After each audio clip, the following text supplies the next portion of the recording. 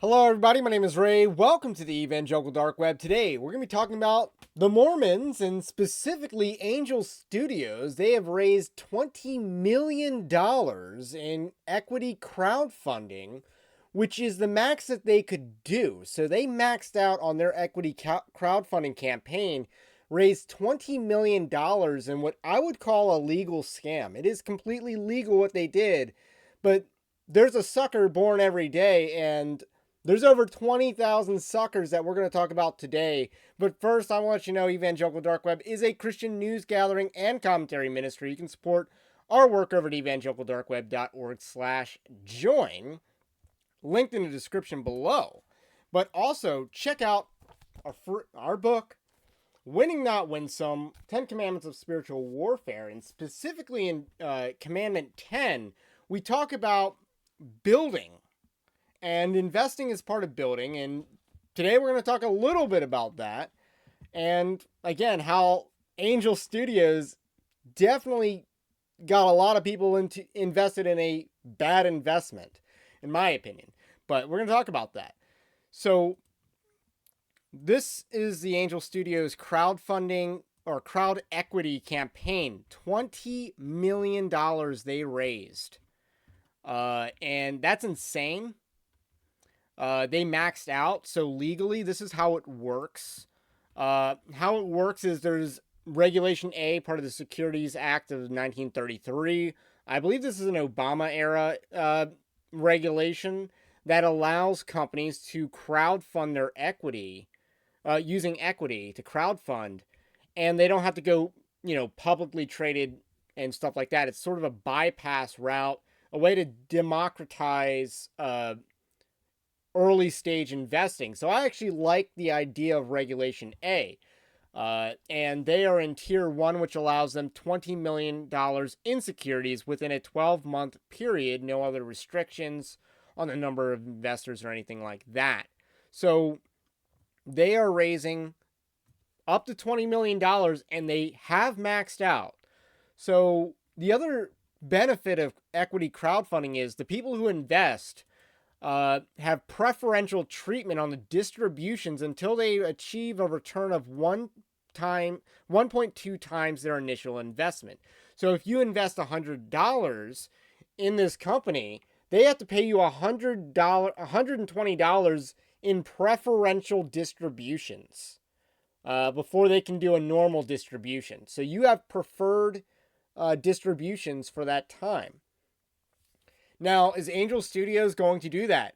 No, you are not getting any dividends if you invest in Angel Studios. You are investing in a stock that is a store of value that has no real liquidity. And they do say that on their website, that this has there's no real liquidity to this investment. And to be prepared to hold on to the stock for a long time. So what is their sales pitch for this investment? And it comes down to two things. First of all, Rotten Tomatoes, they have highly rated movies via audience scores, which not always a reliable metric, but nonetheless. And the other thing that they're really banking on is Sound of Freedom. Angel Studios distributed Sound of Freedom. They made a lot of money distributing Sound of Freedom. But that was one movie in 2023 that they made a lot of money on that they did not produce. They distributed it. They made a lot of money off of that, but that is one movie. And what have they done since that's even come close to replicating the success of Sound of Freedom? And the other thing to note here, and this is a red flag in my opinion, you have no idea what the valuation of Angel Studios is. So you're supposed to pay $30.14 a share, but you have no idea what the valuation of the company is. You don't know what the market cap of this company is. That to me is a giant glaring red flag. What are we valuating this company at? Nobody knows. Now, there is math that you can do, and this is overly simplistic. So there's 85 million shares that are authorized in the Articles of Incorporation for Angel Studios, and at $30.14 a share, this would be $2.5619 billion. That is how much, that is the maximum valuation that this company has. Now, this math assumes that all of the shares are authorized and outstanding. That are authorized or outstanding. That is unlikely to be the case. What I think is going on is they are issuing shares that have previously not been outstanding. So they are issuing new shares, in a sense, that these are not outstanding shares. Now, the way that this works, and this is one of the reasons not to invest, you will have no real power over this company because they are selling 661,375 shares of their stock via the investors and the commission that they are paying to do this whole equity crowdfunding campaign. They're doing it's a commission-based service here. So they're selling a very insignificant amount of their total authorized shares of stock and raising $20 million in equity. Again, what is the valuation of this company? Is it $1 billion? Is it $2 billion? Is it $2.5 billion, the max? I highly doubt it's 100,000, 200,000, or even 300,000. I think they're really raising. This is a high price tag on whatever stock this is. And it's currently coming at a time when the company's success is not sustainable. Their 2024 numbers are not going to look nearly as good as their 2023 numbers. And let's get into that. So that's the next part I kind of talk about in this article. Angel Studios made it clear that they do not intend to pay dividends on this stock, and the holding value of the stock is the only real value. Of course, the ability to sell publicly owned but not publicly traded stock is not easy. You know, the Green Bay Packers are a very famous example of a publicly owned but not publicly traded stock, giving the investor very little liquidity. Now, you can sell a share of the Green Bay Packers on eBay and make a lot of money. You cannot do that with Angel Studios, especially when there's over 600,000, plebeian-owned stocks out there. Something Angel Studios does readily admit this, by the way, and I give them credit for doing that. Moreover, they do not provide evaluation or financial statements for investors to consider. So you don't even have financial statements. Again, red flag in my opinion, but they are following Regulation A, which apparently you don't have to disclose your financial documents for this. Angel Studios made a lot of money off Sound of Freedom, a project they distributed but did not create. This success has elevated their status, but it's likely unsustainable. They are currently in 2023, they were the 8th largest film distributor in the United States, and that's based on market share. They still had a very small percentage of the market, and that's with Sound of Freedom making $200 million globally. That's not sustainable. That's not sustainable. And let's talk about their movies that they've come out with this year. Earlier this year, they distributed Cabrini, a feminist film that lost $30 million at least. That's based on the budget. It was a $50 million budget, and they made $20 million at the box office. And the decision to spend $50 million on a film that lacks mass appeal is a major error in judgment, although this is not what Angel Studios did. It was the Catholics that made that movie, not the Mormons. Just to be clear on that. Sound of Hope, the story of Possum Trot, was made for a reasonable $8.5 million, but earned only $11.5 million at the box office. This movie might have benefited from being associated with the name Sound of Freedom, Sound of Hope, Sound of Freedom, and it's still underperformed. And it doesn't help that Letitia Wright complained about the film being advertised on Daily Wire and later distributed on the Daily Wire as well. So they had a funky arrangement with the Daily Wire to go direct to, video on demand with the Daily Wire and their streaming platform. The producer of the film didn't like that, That's on them because Angel Studios is trying to make money on a film that bombed. I also think the story of Possum Trot is not well known enough to, I don't know. I'm not saying it's a bad story, but what I'm doing is I'm questioning the marketing ability of Angel Studios. I think that is something that's highly questionable because Angel Studios has a lot invested in the marketing of the films that they distribute, but there's clearly some mixed results at hand. Cabrini, I don't think it was well marketed, but they spent $50 million on that movie. It should have been profitable at $20 million. It was not profitable $20 million. That's on the producers. That was not a $100 million box office movie, which is what it would have needed to have made money. Then we have Sight, earned $6 million at the box office based on an unknown budget, so we don't know if that movie was even profitable.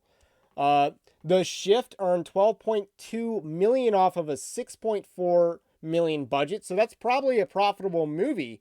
But again, this is not the Sound of Freedom here. They're not even coming close to the Sound of Freedom and how much money they've made off of The Shift. That movie was also poorly marketed. That was a horrendous marketing campaign on the movie, and it might also be based on the source material. A modern retelling of the story of Job. That's just a turnoff for many Christians who believe, rightly so, that the story of Job does not need a modern retelling. The story of Job is epic rap battles of history. It does not need a modern interpretation. So that was poorly marketed, but again, probably also the source material is to blame there. And that movie got panned. But it might have come away profitable, but again, I don't think the marketing efforts of Angel Studios helped. You were better off advertising it as a gritty science fiction movie. So those are the performances at the box office. Oh wait, we have one more. The documentary After Death grossed $11.7 million, likely being the most profitable project since Sound of Freedom. $11.6 million or $11.7 million on a documentary. That's pretty good. That is a really good box office performance. Angel Studios probably did a good job marketing it, but again, that's not even close to Sound of Freedom. They are not even coming close to justifying whatever ridiculous valuation they put on this company, or that $30.14 price tag per share for a very insignificant number of shares that they sold. So largely what they are banking on is an increase in revenue for their streaming service. And again, people are very streaming service fatigued. People already have Netflix. People already have Amazon Prime. Getting HBO Max and Disney Plus, that's more, but that's not too much to ask a lot of normal people out there. Services like Paramount Plus and Peacock are getting given away by internet providers and other platforms. Asking someone to pay for Angel Studios, again, that requires a religious level of devotion to the product. How much are you going to expand that? They're talking about nearly tripling the number of subscribers in the next year. Do you honestly believe that they're going to accomplish that? I do not. I think that is a laughable goal. They should be laughed out of the room with that type of projection. Notice they also have no revenue projections for the next year here. To me, also a red flag. So the box office totals are pretty underwhelming, but let us talk about the what's coming up next year for The Chosen. So they got some upcoming projects that I think are interesting, actually. So coming up, they got basically the two things that I think have a chance to be successful at the box office, make some good money. Young Washington, which is a founder's story. It seems to be a movie about George Washington. That sounds interesting to me. You have my attention. Am I convinced this is going to be good and not a sanitized version like the Mel Gibson's The Patriot? Who knows? But I doubt that's going to be a major box office hit. I could be wrong on that, but I don't think that's going to be your next Sound of Freedom. And then David, I do think this has the potential to be the next Sound of Freedom for Angel Studios. David, which is an animated epic about King David. A lot of potential there. This film has raised over $50 million in its own crowd equity funding campaign. They've done multiple tiers of investing for David. Now, I don't know how good it's going to be. Again, the sanitization is going to be a major issue of concern. Are they going to have Goliath die with a rock in his head, or is he actually going to get his head cut off like the scriptures say? Big question that's on my mind for the story of David, coming out next Thanksgiving in 2025. So 2025 seems a lot more optimistic than 2024 for Angel Studios, but nonetheless, 2024 seems like a complete dud year in terms of their ability to capture lightning in a bottle or have a major box office success. Bonhoeffer, they're making a movie, they're distributing a movie about a heretic now. Not cool as well. So there's a lot of reasons why this is not a good investment. And I think a sucker is born every minute. And in this case, they found over 20,000 suckers, which I did the math on this. It rounds up to about $880 per person, which is less than when I wrote this article a few weeks ago. I wrote this article at the end of on August 31st, and at the time it was $1,784 an investor, and they raised $4 million.